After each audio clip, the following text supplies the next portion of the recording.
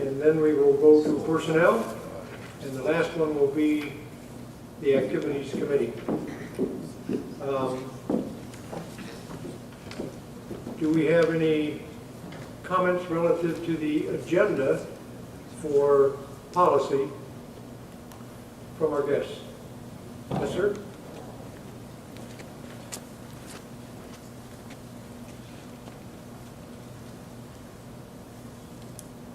Good evening. Can you hear me? Turn it on. Yeah, all right. My name is Liam Kerr. I was selected by Nicholas Callens to be the student representative to this policy review committee. So I just wanted to introduce myself.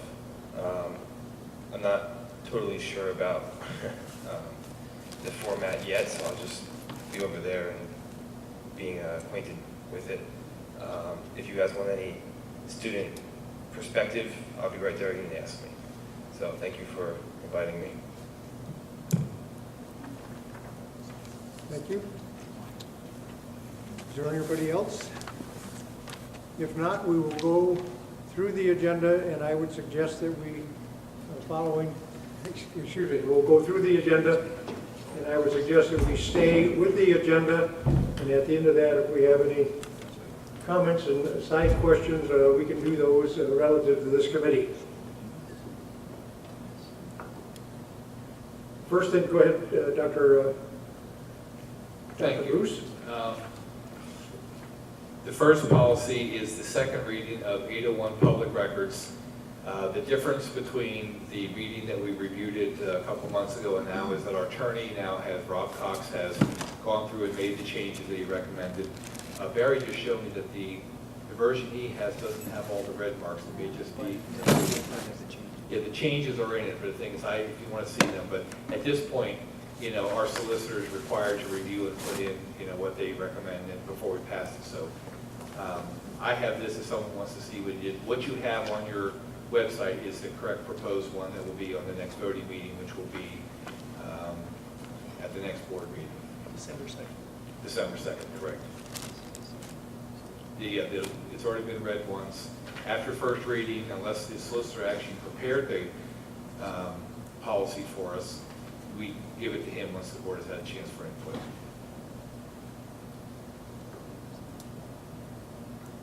Go on to the next one. Yes. Unless there's a question. Just give us, I need a second. Yeah, wait, how can we comment if we can't see what the changes are? We don't know where it's changed at this point. Bruce? Let me send out his marked up one. I thought, I wasn't sure what's on here. When I do them in the old days in the other room, I had everything up on there. I would do a PowerPoint, you have everything done. This is new for me dealing with this. So I think what you have, what Barry pulled up, was just the one with the changes. So let me send that out to you. If you have questions, what I'll do is I'll just have Rob address it at the next meeting, because these are not my changes. These are not internal. So if you have questions, and that's what has done in the past, you have asked me, please have the solicitor explain, you know, this or why this language in there. So I'll send that out to you, and if he can address it on the 2nd, that we can vote. If not, then it can wait till January. I think what we should do is do what we did for future meetings, which will be in this room.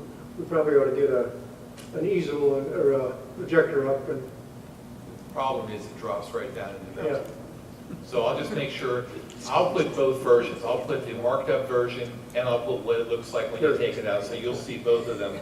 It'll be a lot easier for you. So it doesn't matter, this doesn't need to be, it's not urgent that it has to be adopted in December, so let's just wait till January. I'll send it out. If you have questions, I want Rob to be able to address them for you. Mr. Casper? Okay, so what I was going to just ask, and that's fine if there's not a rush to do it, but we normally would go along with the solicitor's recommendations, since we're not, you know, our own solicitors, each of us. And there's an awful lot of things that are crossed out here, so I don't really think it would be a good idea. It would take us a long time to go through all these changes and not be able to look at them. So I think it's a good idea to wait until we all can do it. And we can probably get them out on SharePoint so we can all look at those ahead of time, okay? Go ahead, Bruce. The next policy is the graduation requirements. And The update is that what needs to come to the board is actually what the school district utilizes to make it work, which is actually the procedure, the graduation procedures for the school district. So even though the graduation requirements are pretty much standard what the law has, there are things that need to go inside of that that actually could be a change for our students. One of the discussions that we're having is the state has stopped the requirement of the graduation project that's done after the year 2016. Each school district has the option to keep something like that in there, but if that's going to happen, the board needs to have a conversation. What does it look like? Does it look like what's in the past? There's been discussion about looking at service projects. At this point, Mrs. Brewster is not ready to be able to present to the board what that looks like. So I'm not asking for this to be adopted because you need to see what it means for Pennridge students. So the procedure or the handbook or the guidelines should be brought to you at the same time. So that's why I'm just giving you an update. So that will come back to you in January. Even though it's had the first reading, I just want to try to answer the question of why aren't we doing, proposing to move forward. There's pieces that you need to see first. Moving on. For first reading, and these are from our solicitor, some changes. So if you go to, hopefully that one has it. Let me click on that one. Okay, these have the changes in them. These are also from Rob Cox as far as change in student activity funds. One of the changes we have is that guidelines, student activity funds manual shall be promulgated. That's something that he wanted to make sure we have in there. So this goes up for first reading.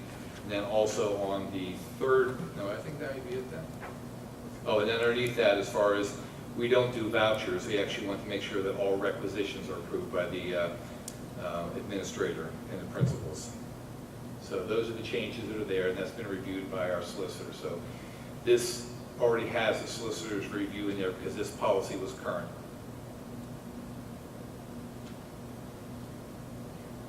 I have a question. Sure. On page 2,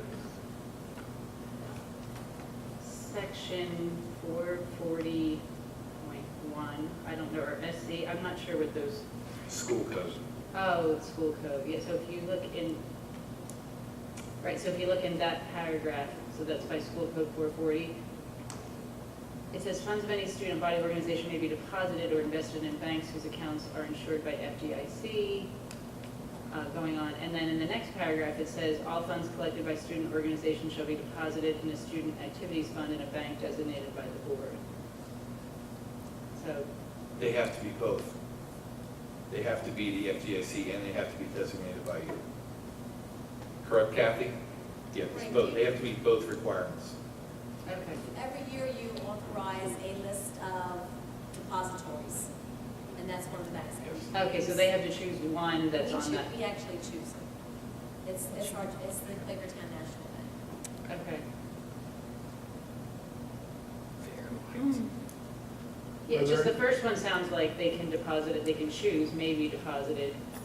And then the next one says that they have to put it in the bank that is designated by the board. Can you speak up, please?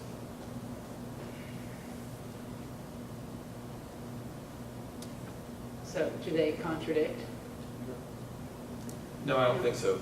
It says they have to be insured. They're making sure that the bank they go into is an insured bank, but they also have to do the one that you approve. There's a lot of those that meet the first guideline, but you have to pick them. They can only go in a bank that this board approves. So they have, it's both.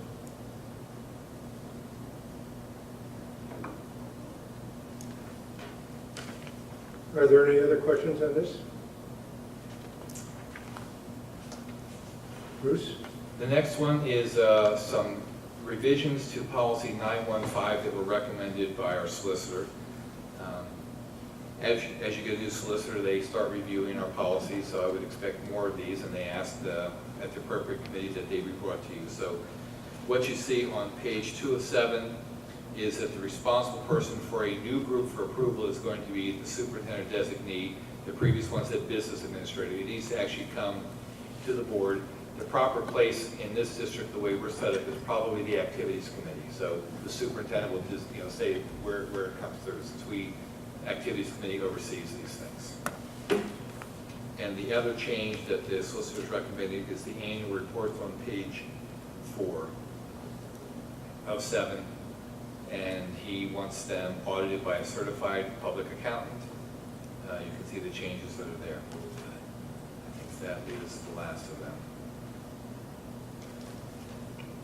Dr. Brevard, can I ask what prompted that change to have a certified public accountant audit the financials? I can find out from Rob. He says, please bring this policy to the board for review. So I'll ask him if he's just reading them over or something, if something happens. So I'll ask that of him and get back. I'll email everybody. Okay, does that mean the clubs then bear the cost of Yeah, that? that's what I was going to ask. I think that's correct, that they will bear the cost of that. And it has to be annually? Yes?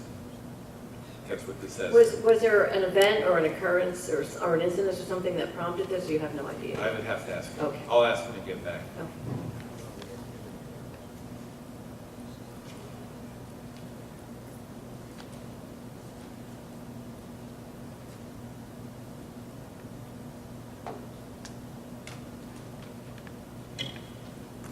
All right? Yeah, I had a question. It has on here that 2 people have to sign the checks. I can't remember where it is now. But I know before we used to have, I think it might have been, I don't know if it was in the procedures or if it was in the policy, but where is it? It's in the finance and report. Okay, so on page 3, but that they shouldn't be related or married. I'll ask him that and see what he has to say. So that's on page 3. I'll find it. Third paragraph from the bottom. Yeah, it's, Yep. Right, actually, under, yep. finance, yeah. I'll It ask says 2 him. adult individuals within the organization, one of whom must be the treasurer.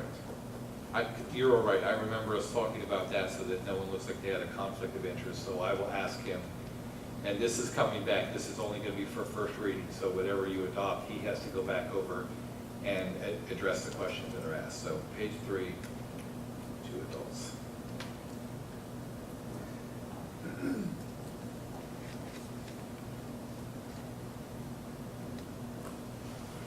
Any other questions?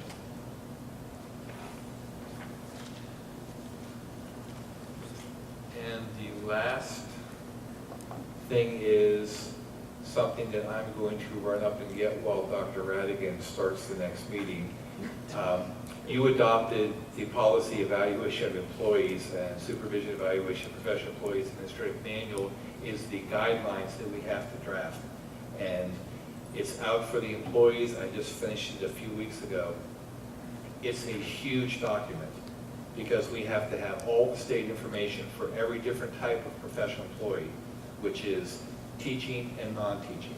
And every non-teaching employee has their own separate rubric, their own separate questions, and their own separate standards and the domains and subdomains, and they are all in there. Your guidance counselors are different than your psychologists, are different than nurses, are different than the school social worker, and the ITS, which is not IST, it's the instructional technology specialist. They are all separate, and we're working through that. I all have it up on our system, but I have a hard copy for you. It's a working draft for the year, but that was also what was required when you passed the policy. So it's out there, and I will run up and grab that when Dr. Radigan starts the next session. It's a lot, but I wanted you to have a copy of that. And I think that's it. Update on new policy. Oh no, that's the last one. The update on new policies is the state has just finished going through the House and the Senate, signed by the governor, new standards for clearances for people who work with kids in schools. And all the background checks they're going to be, I'll wait for the PSBA to give us the sample policy, but it is going to be requiring all school employees every 3 years to update all of their background checks, all the clearances. And the law also says beginning July 1st, 2015, all volunteers are under the same guidelines. So we have been looking at that, and I had given a draft policy when I read what was passed, but Rob says wait till the PSBA gives you their template first, because their lawyers will do a lot of work on it first. It's more likely it's going to go into effect in 2015-16. The questions we have are, do all of the school employees have to get all of their clearances, the same year? I don't think the PDE can handle that. I mean, that's the police do the background, checks. There's I forget the organization does the child abuse, but I don't know how they can do every school district in the state all at once. So there will hopefully be some guidance about how we phase our people through that. But it is the law. It's come out of the issue with the Jerry Sandusky case, and they're going all the way to the other extreme just to be careful, and I don't blame them. I guess I would too. So that will be coming, but I want to make sure if you've seen the change in the law, because you get your PSBA updates and you can see that passed. We are moving forward, but Rob wants to wait till we get a template from PSBA. So you will see that as soon as I have that. And that's it. Thank you, Dr. Bovard. I'd like to ask at this point, are there any other comments or any comments from the attendees before we close this meeting? Being none, we'll close this meeting and move immediately to personnel.